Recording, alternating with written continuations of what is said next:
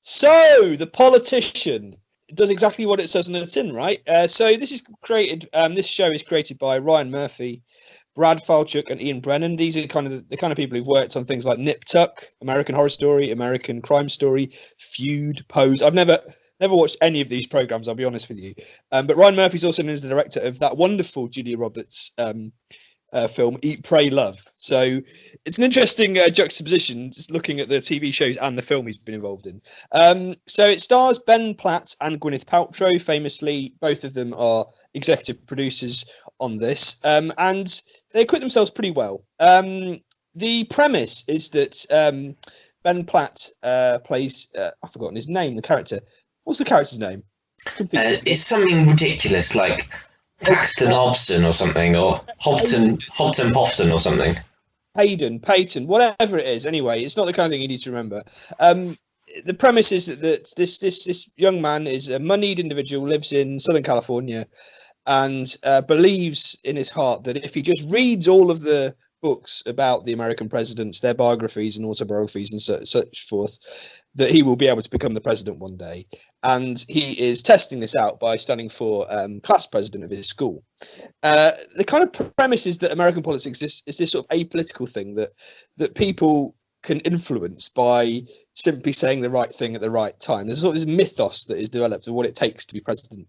It's not altogether serious, but there's a weird sort of, because it is a comedy drama, there's a weird sort of, part of it is serious, emotive, looking at what it's like for someone who is trying to do these things, but also partly it's comedic. And I wasn't quite sure about that all the way through this. What I'm interested in is, I suppose, things like Knock Down the House, which was on Netflix, which is this documentary about female politicians, particularly, who were trying to win seats in the US. So a real life sort of account of what it's like to be an outsider trying to get into politics. It just takes a completely opposite view. It's like the elites will run things. Everything goes through New York and California. But interestingly, I feel like this show shows some other real characters, and they come from the sort of heartland roles. So we're supposed to believe that that's what they are, in a sense. So we've got Zoe Deutch playing Infinity Jackson, who's this sort of character who believes that she has a disease, and that may or may not be true. I don't want to do too many spoilers, but I've probably just done it. And her mother, who's played by Jessica Lange, and this is sort of like quite a Titanic performance in my view. She's quite a larger than life character and is really good at the sort of slightly malevolent character. And I think these are sort of the characters that are actually running this program. It's not really the main characters for me, even though there is this sort of group of young students at this school who are trying to finish each other off or work with each other, or all these different alliances are being made and broken. The fact is, I just don't really care about those characters, whereas I was much more interested in the sort of second tier characters who made it into an interesting piece of work. I think what it didn't do for me is, near the beginning, it didn't make me care about its main character.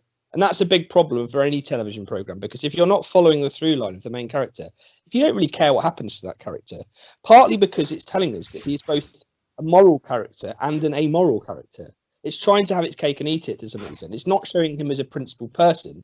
It's showing him as someone who is trying to kind of game things and do things for selfish reasons. And it's this fact that it wants to have its cake and eat it that sits so just isn't right for me. So Rob, let me just stop you for a second. You have used a phrase that is in my poem, right?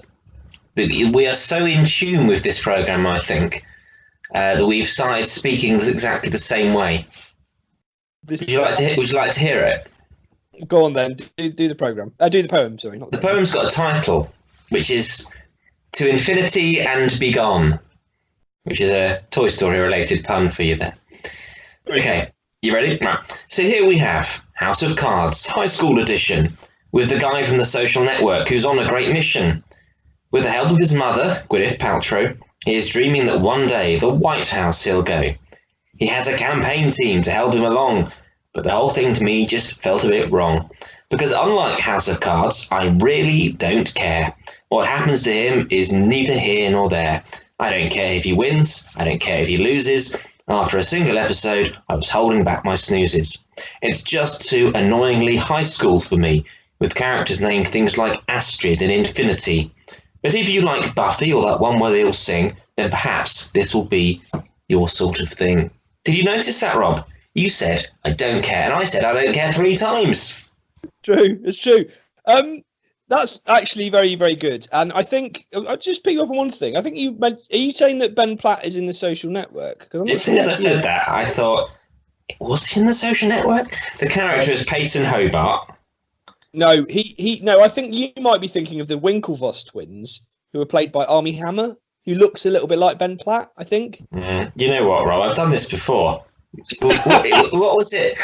Last time it was he was a female actor who was in. Yeah, and I got 2 of them mixed up. You thought it was someone else? Yeah, I don't think he was in The Social Network. I think I'm getting him mixed up with someone else. Let's just scrub that bit from the poem.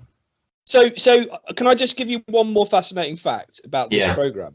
Zoe Deutch, she plays Infinity Jackson. So she was in the film Everybody Wants Some, which is a really good film. You should go and watch it. Richard Linklater. It's sort of a follow-up to Dazed and Confused. It's very, very, very good, I think.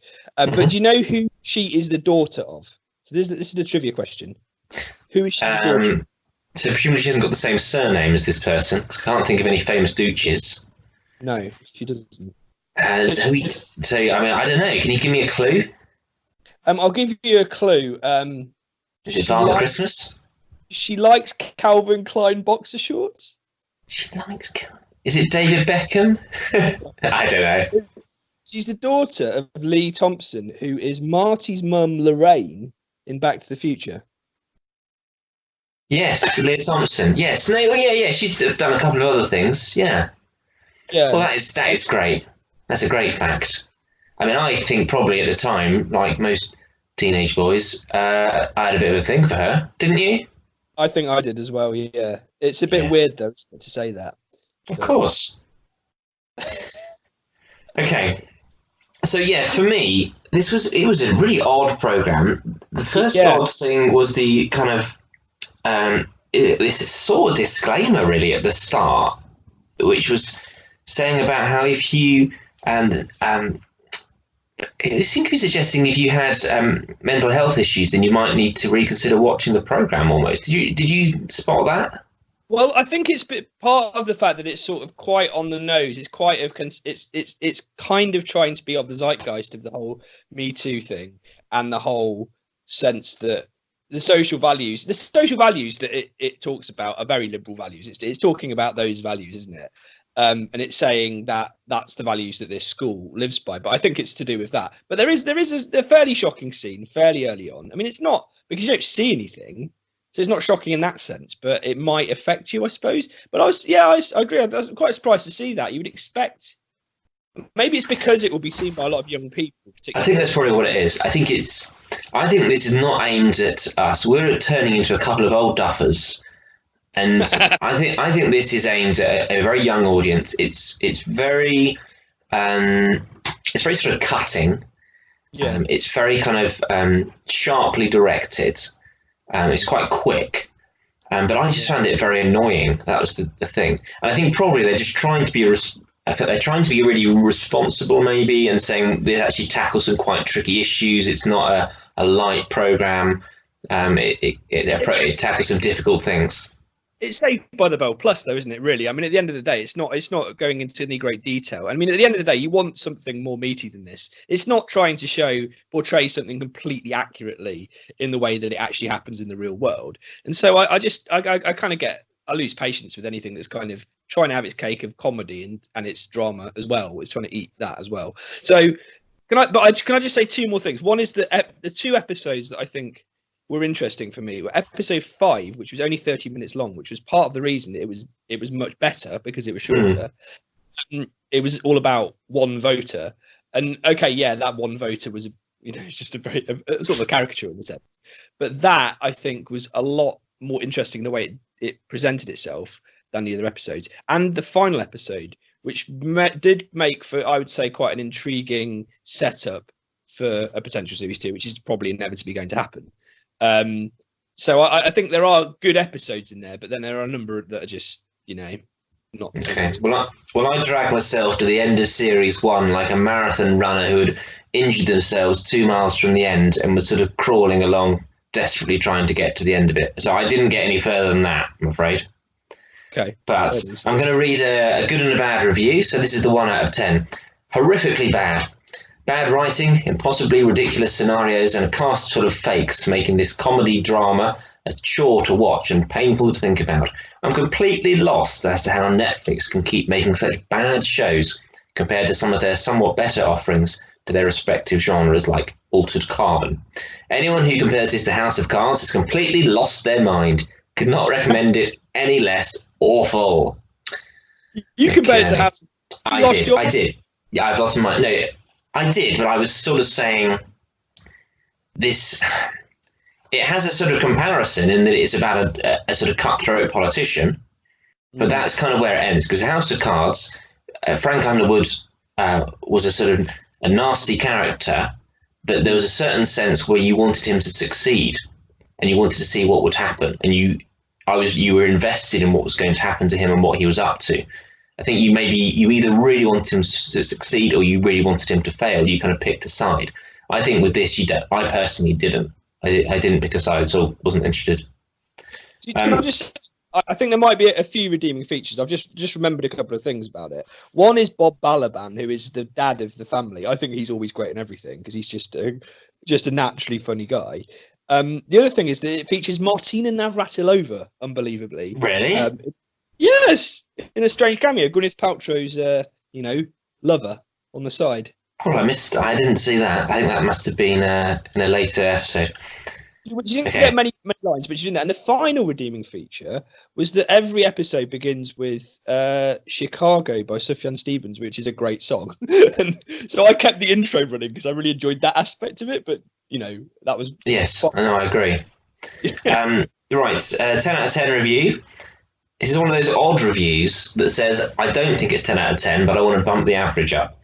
Okay, it's different in a good way. No, I don't think this show deserves a 10 out of 10, but it's certainly not a 2 or a 4. That's just ridiculous. It's an 8.5 at best and a 7 at worst. Netflix described it as a quirky comedy series, and honestly, that's what it is. It's a fun ride for everyone who enjoys over-the-top, cheesy, cliche movies and TV shows like Mean Girls, Scream Queens, Heathers, and so on. You're not supposed to take this show too seriously. It's basically a parody about high school politics. The acting is fantastic, so go and watch it and judge for yourself. So, big question now, Rob. Average score on IMDb. What do you think?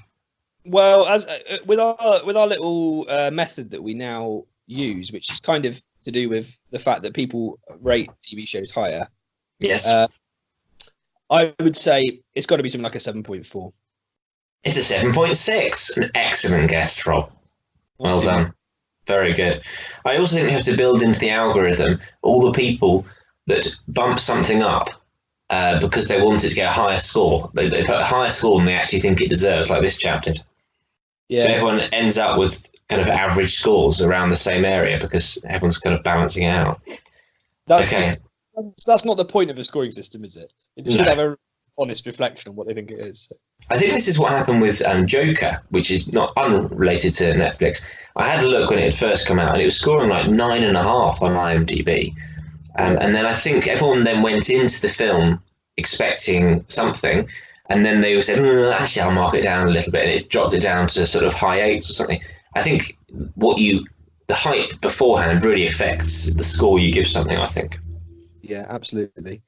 I haven't seen Joker yet, but I think that there is definitely going to be a number of people going to that film expecting something DC-ish, and we'll probably find something slightly more horrific. And it is not a superhero film. I mean, yeah. There's nothing it's not Batman. Yeah, but it's a good film.